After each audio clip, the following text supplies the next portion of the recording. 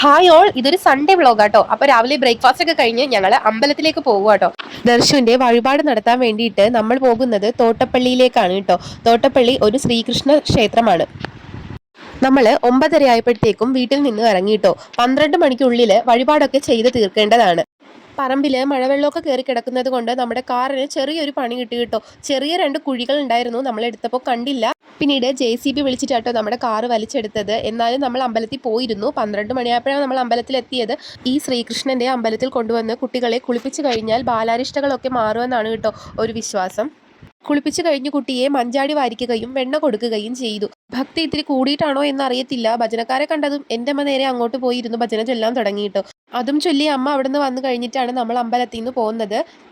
ഈ വഴിപാട് ഒരു തവണയും 3 പ്രാവശ്യവും അതിൽ കൂടുതലും തവണയും ചെയ്യുന്നവരുണ്ട്. പക്ഷിപീഠം മാറാനായിട്ട് കോഴിയെ പറത്തിക്കലും ഒരു വഴിപാടാണ് കേട്ടോ അവിടെ. നമ്മൾ ഇനി നേരെ വീട്ടിലോട്ട് പോരുകയാണ്. അപ്പോഴാണ് വിശപ്പിന്റെ വിളി വന്നത്. പിന്നീട് നമ്മൾ ദർശുവിന് ഒരു പഴമൊക്കെ വാങ്ങിക്കൊടുത്തു. പിന്നെ നമ്മൾ കോഫി ഹൗസിൽ കയറി ചായ കുടിയൊക്കെ കഴിഞ്ഞിട്ട് നേരെ അവിടെ നിന്ന് ഇറങ്ങി. പിന്നെ നമ്മൾ കുറച്ച് നേരം അവിടെ ഇരുന്ന് സംസാരിച്ചൊക്കെ കഴിഞ്ഞപ്പോഴത്തേക്കും നമ്മുടെ ചായ വന്നു. ചായ കുടിച്ചിട്ട് നമ്മൾ പെട്ടെന്ന് തന്നെ വീട്ടിലേക്ക് പോയി. അപ്പോൾ നമുക്ക് അമ്മയുടെ ഒരു പുതിയ റെസിപ്പി കണ്ടാലോ. ഈ മുരിങ്ങയിലയും പപ്പടവും വെച്ചിട്ടാണ് നമ്മുടെ ഇന്നത്തെ റെസിപ്പി. അതിനായിട്ട് അമ്മ തേങ്ങയും കറിവേപ്പില, ഉള്ളി, മഞ്ഞപ്പൊടി എന്നീ സാധനങ്ങൾ ഇട്ടിട്ട് നന്നായിട്ടൊന്ന് അടിച്ചെടുക്കുക.